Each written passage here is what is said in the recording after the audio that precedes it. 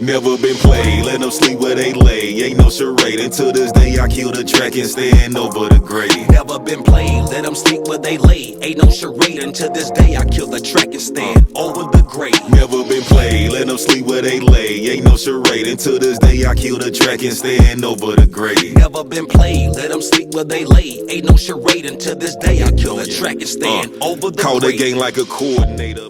Yo, what's happening, people? It's the Pride of the East Side, DJ Mace Tutter. This is East Side Certified.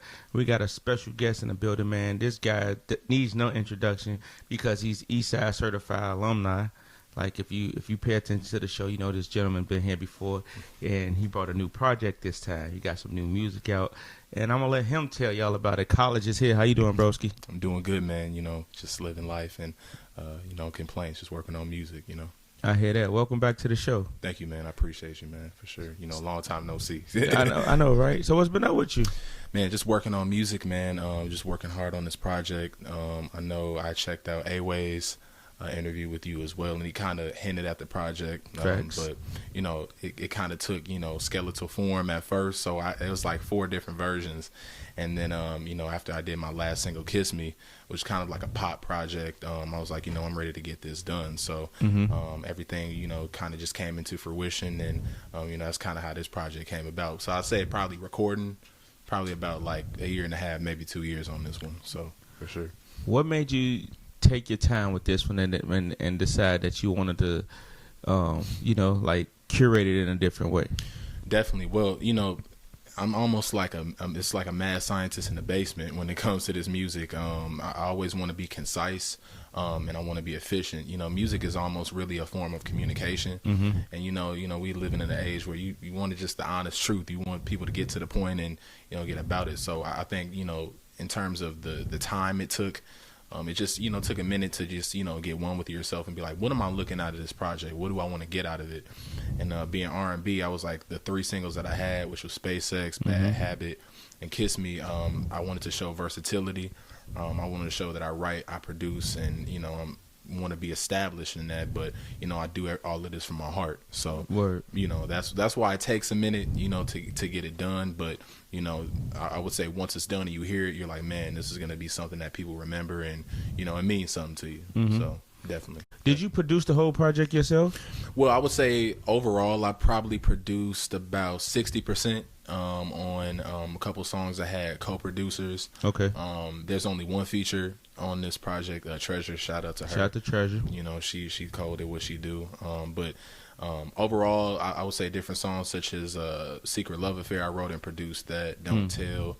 And then Motion, which I wrote for Michi. Okay. And then she had actually wanted a different direction with one of her songs, so I just took that song for myself. So okay. And then I wrote and produced like an opera on it just to show the versatility on it. So, but yeah, I got some help on all this facts. one. Yeah. All facts, right? Yeah, for sure. So Red Room, right? Like first, let's get into the title because now that you broke that down on what you did, I got a lot more questions that I need to know the answers to. So sure. Red Room, though, why Red Room? Why that title? Well, I would say in terms of Red Room specifically, a lot of this project was inspired by a particular female that I was dealing with and am dealing with. Okay. And, she inspired a lot of it. So I remember a lot of the songs are, they're sensual and, sexual, not raunchy, but sexual songs, love songs. And she used to have like this little light beam, kind of how you guys have like that hue of light to kind of give us a little bit of accentuation. And it was red. Okay. And I was like, wait a minute, usually Red Room has a negative connotation to it, but I was like, wait a minute, I'm feeling a vibe here. It's like, a call from God. And then after doing research on the color, I was like, red brings out the most of your emotion. And, based on what I do in this R&B thing, I was like, man, all of these songs brought out the best of me in terms of that emotion. So in terms of that Red Room title, that's where that came from. I like that, man. I like that. For sure. You mentioned Secret Love Affair. Oh, yeah. Like, so you wrote that whole joint, produced the whole what was the story behind that? Was it personal? Oh yeah. Like cuz it kicked off like you got a man. I was like, whoa, you just going right in like that. Like, right. Explain it then. Man, I'm about to get in trouble for this one. Well, sometimes you can you can write songs based on your experience and then based on somebody going through the same thing. This one was a thing of both, right? Okay. So, I was, dealing with, again, a particular female, and she was, doing this to the guy that she was going with. I was the guy on the other side. So I was like, wait a minute, I'm the guy on the other side. Let me try to take it from both perspectives. So I went into the lab, and, the guy kind of gave me that song, not to sound, intuitive, but did all the guitars, the synths, and I was like, man, this just sounds like the song just kind of wrote itself. And so I was like, you've been creeping, stepping out with your man, and I'm like, man, it's just one of those songs that I'm like, man, I'm gonna be in trouble for it. But that's what I want to write. I want to write life. I don't want to write songs. I want to write something that's happening each and every day, the good, the bad, and the ugly. Word. So that's kind of how that song came about. I dig it. I dig it. For sure. You let her hear it yet? I did. I did. Did you get in trouble? No, not yet. Not yet. It may be bound to happen. No. Okay. But she felt where I was coming from in terms of the writing, and it also comes as a producer, doing projects for A-Way and Michi. I always start off with the music. The music really writes the song for you. The lyrics are just the personification of the melody. You know what I'm saying? The tempo, all that. So she heard it and she was like, man, like the music just makes me feel like this what this song was about. Word. And I was like, as long as the women say that, which is I write primarily for, then I'll have a long-standing career for the most part. Facts. I dig that. Now, that joint, like when I heard it, I was like, this put together very well, right? Like sonically, it sounds phenomenal. Like you said, I hear all the different instrumentations, even like the way your cadence was, even like you weren't too pitchy or you wasn't like too, just trying to do too much. It was like you pretty much like told a story with that. Oh yeah. I guess my question to that was like, was that intentional, or did it just like flow out like that when you put it together? Man, well, first of all, before I even answer that question, I appreciate that compliment, but I have to give all credit to God because, that's where the gift, I believe, really stems from. I feel like Michael Jackson once said, you feel like an instrument of nature. And that's honestly what I feel, man. I don't know why. Like growing up, I'm like, man, I'm the most nerd guy. And you know what I'm saying? I would never thought that people would be like, oh, this guy's singing R&B about the ladies, and he might take yours. Word. And I say that humbly, but it's just the gift of just being able to have it flow out of me. Like our previous interview, I don't write any lyrics. I've been doing this music. I've been recording for about 4 years. I would say 2 professionally with Hustle Ward, and I have yet to write a lyric. It just flows out of me. Wait. Yeah. I knew that, but not even for that song. Like you ain't. I've never written anything. I would try to, because I've even talked. You just blew my mind, bro. I ain't even gonna lie. Like, you started it off like you told a story with that record, right? Yeah. So for you to just say that, wow.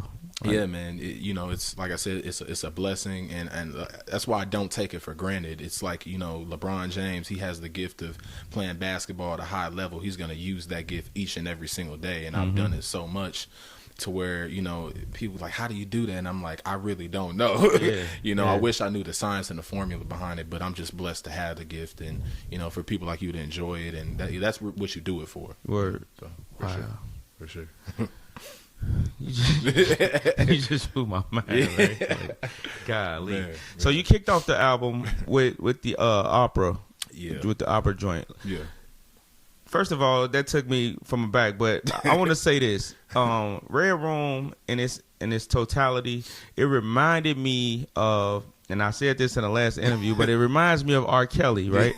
And I don't mean that like in a bad way. I mean that like artistically, like I hear the influence from just the way that you present your artistry. It's not a mimic of his, but you can hear the influence. Like, and I appreciate that I can tell the artist's influence, but you have your own identity within your music at the same time, right? Because I can also hear like you said, Michael Jackson, or just people who probably inspired you in some form of fashion. So the last time that I can say, I don't want to act like I know everything musically, because I don't. But somebody to do opera like on a record, on an album, was R. Kelly. And so for you to do that was like, wow, like this different to kick it off. And he good at it, right? Like, it ain't like you was like, you know, like you was trying to sing opera and it was like all over the place. Like, you really like made it work. So was that intentional? Oh, it was, you know, it was definitely intentional. And like I said, I appreciate that. To our, you know, personally, I'm not even gonna get into that, right? Of course, you know. But in terms of the music, I mean, I studied rigorously his catalog, front to back, the albums TP2R, you know, Your Body Calling, all those songs. You know, they did something to me when I heard it, and I was like, man, in terms of what I wanted to be and my height, everybody wanted to be Michael Jackson. But it hit home when, you know, he's from Chicago, and I'm like, man, I started to develop this gift, and I'm like, man, that's the guy that, you know, I want to musically personify and try to surpass, you know. For sure. And respectfully. So doing that, I was like, you know, I'm classically trained in terms of, I play, like I said, violin, viola, and then I would say I really kind of had taught myself how to sing opera. I definitely had the influences and teachers, but I just did that, and I was like, man, I heard it, like you said, played it back. I'm like, man, I feel something from this. Word. And so going through the track listing, I was like, I was really hesitant to put it on because, you know, our audiences, they like a certain type of thing. It's like you go to McDonald's, you expect, you know, the Big Mac, the cheeseburger, all that. You don't expect them to, you know, give you a salad. That's cool. Word, but it's like, you know, but I was like, you know, I want to be ambitious and I want to have a career that means something. And, you know, the guy that was not afraid. So, and I say this humbly, but it's kind of easy to make a song like that when you've listened to these people and Michael Jackson and, you know, R and then Drake. I've listened to them so much and studied them. I feel like I know them, and I feel like, you know, it's aided in, you know, my artistry and me collabing and writing for those artists that I've worked with.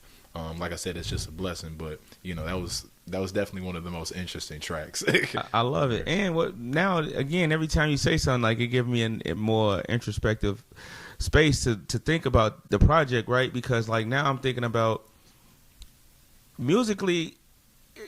I won't say as far as production wise it was great as well, but lyrically you can hear a lot of the influences of R. Kelly throughout it, right? Like, so I think that was real dope. Why only one feature? Why Treasure? Man, and you know, me, I don't talk a lot. I don't talk a lot of smack, right, or nothing. But I was like, musically, this is my way of talking smack in terms of R&B. Okay. Because I really feel in my heart, I put in not 10,000 hours, put in 100,000 hours. Word. I mean, I put in so much time and work into my craft and working on my craft for you guys to have enjoyment. That I'm like, you know, I feel like I could be one of the greats in terms of, you know, this R&B game. So I see a lot of, like I said, I study other artists too, and I'm like, man, I see so many features, and I was like, let me show you how a male R&B artist should be coming as of right now, what I think my take would be on it. Just because I feel like R&B is great, it's in a great position, but it's also, you know, diluted sometimes. You know, I want people to get to know me, and I have steps, like I said on my previous interview, that I have for my career, and that's being established. And the only way that I can establish myself is showing you that, hey, I'm a, you know, certified songwriter, producer, singer, and, you know, Treasure, now we'll be getting into that later. She did me a favor with that one, because I was like, man, I don't know what I was going to do with that record, but she came through, and I was like, you know, I want you on a project. So only female on there. So it's kind of an egotistical thing, but in a competitive way. Yeah, for sure. You know, so yeah. Why we haven't got the Hustle War collab yet, though, right? Like, I'm waiting on that you and A-Way joint. What we waiting on with that one? Man, you know, well, first of all, you know, to A-Way, Anthony, he's super busy. I know he's got his own thing going on with, you know, acting and music. He's going crazy. Yeah, Ways World 2 coming out. But, you know, I know what's coming. I know we were actually texting about it. There's a couple songs that he wanted me on. And I was like, man, you got to let me on that one. You know, I know we had a just vibe on Ways World 1. But I know what's coming. I just know he's just super busy. I am too. But, you know, definitely. And I was like, hopefully we have a collab tape. Because I feel like it's like a best of both worlds type of thing. That'd be dope. Got it going on. For sure. You know, but it's, you know, in due time, you know. He just sent me some joints, and I text him back like, "Yo, you got them right there." It's like you in your bag. Exactly. So I get it.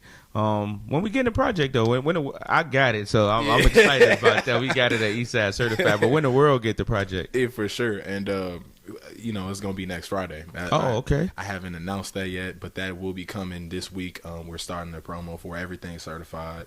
But to be honest, you're the first person I've ever heard, let listen to us. I was really anxious about it. Yeah, and whole. And I appreciate that. Oh, anytime, man. You show so much love to my artistry before I was even college, the artist, producing. So I always want to show that love back, and always give that love back in the minute details. Word. So I was like, man, I'm gonna let you listen to the project in whole, and after that, people will kind of ease in, and we'll be doing a listening party too.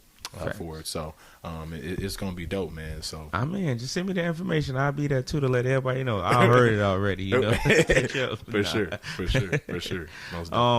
I got a chance to see you take part in the What I Want challenge with Chanel True. Oh yeah. What made you decide to jump on that? And it was dope what you did with it because for her because she reposted so many of them, right. So for you to take part in that, what made you say, you know what, I want in on this? Well, Chanel, I've never met her. Okay. But the internet, like I said, you get to see somebody's page and see what they do musically, and I respect her artistry. I feel like what she's doing is I feel like she's legendary for what she's doing in terms of the female R&B from Chicago, and I was like, let me get on this and show kind of the male R&B side, because I really pay attention to comments, and I don't be commenting, but I be paying attention like, where's the male R&B at? And I'm like, man, it's here. It's just you got to get out there. So I saw it, and she was like, man, people doing it. I got up literally about, I would say 30 minutes. Did the video to it, and she had reposted it. So I was like, hopefully, That took you 30 minutes? Oh yeah. Wow. And I don't say that in a way of a condescending way. I just said, like I said, when you work on something so much, it just comes naturally, and especially her melody is very easy to adapt with. So it's kind of easy to make songs like that. And so when I do features, it's kind of like a precursor for the next step. So even Treasure, like, her being on that project, we talked about that, doing a joint collaboration. Okay. And me writing and producing something for her. Yeah. And so hopefully with Chanel, we have some type of collaboration, or, we work together. But I'm sure we will. I was going to say, that's one phone call away. I can holler. Yeah. Man, look, if you can make that call, that would be dope, because I really do respect them, man. It's kind of hard to find a lot of, and from Chicago, a lot of females that's really serious about this, in terms of the business and their music and their artistry. So she's definitely there. So, man, make a call for me. Say less. I got you. For sure. So, my next question was, I just lost my train of thought. You good, bro? Take your time, man. My next question was about the state of R&B. How do you feel about the state of R&B? Well, I feel like I'm sorry to cut you off. No, and R&B specifically here in Chicago, do you feel like it's receptive? Yeah, I feel like the R&B here, we're kind of going through. I almost kind of like we're the Harlem Renaissance period. Okay. I feel like we're kind of getting that with R&B now. I feel like just being a historian of music, when The Weeknd came out. Before you had like the R. Kellys and you had the Chris Browns, you had that image, because it was like, bad boy, raunchy. And so he kind of came out and kind of brought it that, but his image was kind of, I would say maybe somebody like me, like random guy down the street walking with some glasses on. And so, I feel like R&B kind of got diluted in that period because people were trying to hop on that wave.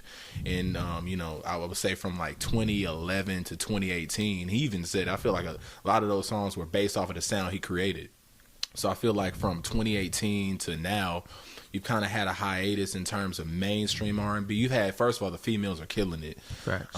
In terms of what they're doing with R&B. I have nothing to say about them. But to the fellas, I feel like there's a lot of work that could be done in terms of the way you write, the way you know, just come as an artist. So to that question, I would say in terms of R&B as a whole, there's a resurgence of that. And it starts, I feel like, really with the male side and really, you know, singing songs about love, not singing songs that just about, I want to, you know, take you out and get in your pants or whatever. That's cool. Yeah. But, you know, people they're starting to, you know, come alive again and be like, man, we want the love back. You know, we want, you know, songs like Al Green, you know, Marvin Gaye, songs that we grew up on, that our parents grew up on, that we did.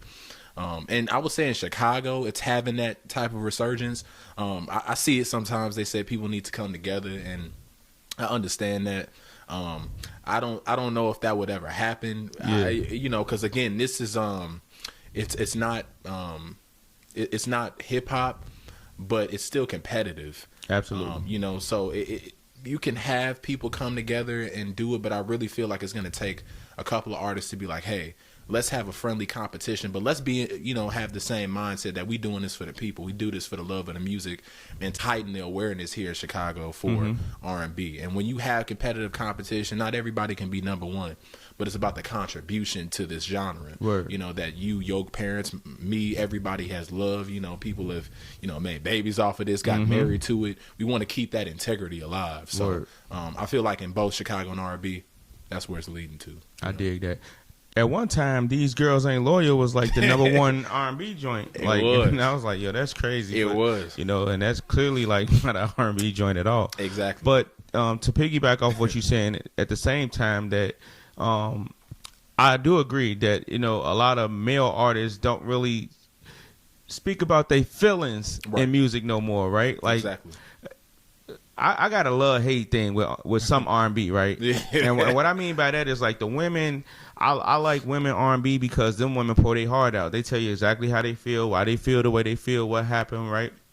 And a lot of times with men, it became, baby, I'm sorry, baby, I love you, baby, I won't do it again, baby, I want to smash, right? Like, it wasn't about like she cheated on you and tell how that made you feel, or, you know, like, just y'all hit a rocky point in a relationship and she ain't giving you what you need. And like, it ain't a lot of people who sing about that. Right. And the great ones, you know, they did though. They were able to express their emotions in a different way. So my question to you, after saying all of that, is on this project, you were very transparent with that. What made you decide that you wanted to be so transparent in your music? Well, you know, like I said previously, you know, those inspirations that you mentioned, they really were the precursor of that. Because I was like, you know, coming up, I'm like, I really studied the formula of how to be a great artist, and you're still in that mode, but there's a formula behind it, and one of those things is vulnerability. You know, because, you know, like I said, to people even like The Weeknd, you know, they can make a song about, you know, being in a party, they taking this, they taking that, and then they'll make a song, say, you know, call my name or something like that. So, and even those, you know, Marvin Gaye, the greats, I really felt with this project, I was like, it's about the direction. I didn't want to have a body of songs. I want those songs to fit into the theme of it. Yeah. Like a visionary type of album. Okay. Because those are the albums that I was raised on. So I was like, if I'm going to do that, I have to really study those greats. And as Michael Jackson once said, become greater. It's not about surpassing. It's just about saying, hey, I want to be one of those people to contribute. 100%. You know, so, you know, with this project, I really had to focus too on how I sang. If there was a song that I felt was okay, but I didn't really feel it, I scrapped it, which is why it's a concise body of work. The production, everything has to tie into that feeling. And like I said, lastly, you know, the women, I let some women hear this and they're like, man, I'm really feeling this. I'm feeling Bad Habit. I'm feeling emotions. I'm feeling, you know, I'm like, man, as long as they say it, word. You know, that's, you know, it's like going to the source and getting a survey from it. So that's where the direction I took in this particular project when it came to having something of integrity and meaning, you know. I dig that. Who are your top 5 producers of all time? Man. That was a tough one there, ain't it? Man. I know. Of all time. Well, I'll say. Oh, period. Say number one, it has to be Quincy Jones. Okay. In terms of his sheer artistry and, you know, his body of work is unbeatable. Mm-hmm. Oh man, this is where it gets difficult. I would say second. Man, gotta be You careful. don't even got to put them in no order. No, Just- okay. yeah. I say Prince.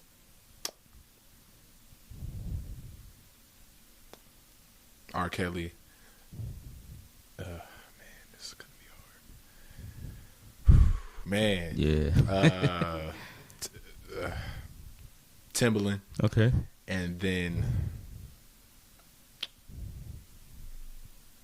Kanye. I was between. If I could say an honorable mention for real, Okay. it was like between that's those perfect. two. That's Yeah. perfect. Yeah. That's a great list. Yeah. What about top 5 singers? Oh man. Male or female? Or Male or just- female? Number 1, Aretha. Second, Whitney. Mm. Third, I would have to say. I'd probably have to say Mariah. And then if I have to throw some males in there, I'm going to put Stevie Wonder. Mm. And then I know people say you better say Michael Jackson. But I look for like technicality though. I'm gonna say R. Kelly because the reason why is because again the versatility. Absolutely. Like, in singing all genres of music, like you said, equally as well and selling it. Yep. And then honorable mention, they're tied, Michael, because I'm not trying to get canceled. So I know. Can't nobody cancel you, man. But you know what's great about what you just said? Because like, first of all, we grew up on R. Kelly, right? Like, Yeah. so we got a chance to not just experience it like locally, just because they played it so much, but just if you're a fan of music, like he dope. Yeah. But you ain't old enough to be like saying these artists is some of your favorite artists, like Aretha Yeah. Franklin and Whitney Houston. Like, Yeah. so like I'm impressed that I'm not surprised though that you so musically inclined and that you've done your homework on these legends, because the last woman I would have thought you would have said would have been Aretha Franklin, because I wasn't even old enough to experience her greatness when she was at the height of her career, but I got a chance to appreciate it later to say, oh, this is why they liked her. Like, she, one of the best. So, yeah. so I dig that. What's next? What's after the project? Man, everything. I hear that. So we're really going to be hitting hard in terms of marketing for the project, shows, and then kind of looking at, A-Way and stuff like that. I've really been interested in, like, acting. Okay. I know right now they got something going on, so the little strike. So, Yeah. right now is not the best time. But I've been doing a lot of research in terms of, like, different outlets for acting, because I feel like in terms of this music game, I play a character, but it's still me. But it's still like, it's almost like a heightened version of who I really am. So it's like, if you know how to do music and you know how to really sell your character, you know how to really sell that music and get people into what you're talking about, then acting is cool. You know what I'm saying? You really Right. get to have fun with it. So, that, and then also really what I want to do to expand my artistry, I really want to write and for different artists, because I feel like even artists you said like Treasure Chanel, I hear something like, man, this would be a dope idea if they, if I got in a lab with them, and but now I feel like we're in the age, and not saying that they're these types of artists, we're in the age that like people really want to try to write, and they don't want you to have control of their artistry. It's like somebody, letting somebody drive you a brand new car, which I understand. But then, it's right situation, right time. I would love to do that. And then I would say after that, just continue to hone my craft, my skills. Like I said, Red Room's my debut project. So after that, I'm like, it's go time after this. Just putting the music in, and putting it out. So that's like really my plan for everything. And then I think lastly, before I've actually written a whole opera. So I actually was going to, I know it's really, it's like, man, stay in R&B, but No, yeah. I get it. I get it. Yeah, and I actually have written that, and all I have to do is record it, have everything programmed. So I was gonna make it kind of like, opera's like one big song, so I have to segue it out and stuff like that. But it would have an R&B urban flavor, something completely different and new. So I'm just trying to do everything I can. That's dope, bro. Yeah. I dig that. Wow. Yeah, man. I'm interested to see that. What about performance wise though? Like you got anything planned? I know we talked about the listening party and stuff like that, sure. but you got anything planned performance wise? Oh, for sure. A-Way, we've definitely been talking about performances and things of that nature in terms of live shows. And also one thing I would love to do in terms of having live shows, I know that I haven't really performed with an artist before. I've been in venues with Michi and songs that she's done, but me and Treasure have really talked about doing Say My Name, kind of like a promo run together. And then, like I said before, kind of getting into her project, if we were to do one, really helping her out and then throwing her alley-oop how she threw me one. Word. And then performing together. So I'm trying to do different things in terms of performances, because right now it's like post-COVID, so we outside. Yeah, back outside, definitely. So hopefully stay like that. Word. And, really get some shows out. But I'm super excited, man. And like I said, I'm just like, blown away at the love you've given me from the project, because I was like, man, I don't know if you're gonna feel this, especially with that offer. I'm like, wait a minute. But I really appreciate it, man. Like I said, God bless you guys, and I really appreciate y'all platform. Y'all got the whole new venue, so man, much appreciate love, it. man. Yeah, Always, man. Thank you, because we got the word like, yo, college want to come. What are you waiting on? Say it come through. For sure. So I'm glad we can make that happen, man. Where can people find you at on social media? Absolutely. You can find me everywhere: Instagram, Twitter, TikTok, everywhere. Official.college. My website is officialcollege.com. I'll be having all my new music there. Also, we will be having Red Room drop next Friday, August 4th, and I have merch for that as well. So that'll be dropping on top of that. And it's just gonna be a whole vibe, and I appreciate you guys following my career, supporting, and just keep on doing your thing. And you have a dream you want to chase, continue to do it. Just believe God and have the faith that you can do it, because you can. And follow with all your heart, because when you follow your heart, you always win. Facts. We got College in the building, DJ MH to the Eastside Certified. You gonna hit the stage with me, bro? You already know, man. Let's get it. We be right back. Eastside Certified. Are you in tune with Eastside Certified? If not, you need to be. Eastside Certified is a platform dedicated to underground and exclusive content. Check out eastsidecertified.com for exclusive mixes, interviews, videos, and just added Eastside Certified Radio. That's right, we play some of the dopest underground music in the world. Be sure to stop by the shop and copy some Eastside Certified merch. eastsidecertified.com. Get in tune. You're tuned in. Eastside Certified. What's poppin'? It's the pride of the Eastside, DJ MH Tiller. Welcome back to Eastside Certified. I got my homie Kollege in the building right now. He just dropped off his new single, Say My Name, featuring Treasure. He about to tear that stage up. Kollege, you ready? Let's get it. Let's go. Let's do what we do.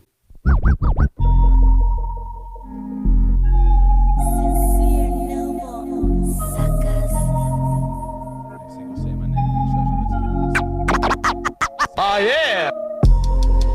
She catching feelings, I can feel it. In my body when she spin it. We burning hot just like a skillet. And we shaking spirit. Girl, I want you to say my name. My name is it. Girl, I want you to say my name. My name is it. Got your heart beating about your chest. You love it when we hit them reps. Bet you ain't ready for what's next. I got you slapping me and making threats. She moving like a Corvette. She throw it down like a cigarette. Switching them lanes, we going like Zone. Got a big body that's doing a dash. We hitting the roof. Come on, baby, take it a little slow. You doing the most. Fuck as I'm saying, this is your show. You know you cool, you know you cool. Girl, you know you got the shit that make a man go crazy. Talking on my neck, wanna hit no safety. Breaking all the laws, Hail Mary like I'm Brady. Just say my name, say my name. Oh yeah. She catching feelings, I can feel it. In my body when she spin it. We burning hot just like a skillet. We shaking spirit. Girl, I want you to say my name. My name is it. Girl, I want you to say my name. My name is it. Steadily in and I can feel it. If this is sin, then Lord forgive me. Niggas knocking off why you look up at me. Cotton needs some tint the way my ass is in the backseat. Oh, you want me to say your name, say your name, make me whole. I put them other girls to shame. On your plane, let's take off slow. Feeling like we both needed this moment. Red wine, you don't smoke, baby, hold it. I'ma hit while I'm riding on a pony. In these jeans, more than a woman. Can I show you how you told me things? College, please. Say it all. After this, you'll never be the same. Say my name. She catching feelings, I can feel it. In my body when she spin it. We burning hot just like a skillet. And we shaking spirit, girl. I want you to say my name. My name. Say it, girl. I want you to say my name. My name. Say it, girl. I want you to say my name. My name. Say it, girl. I want you to say my name.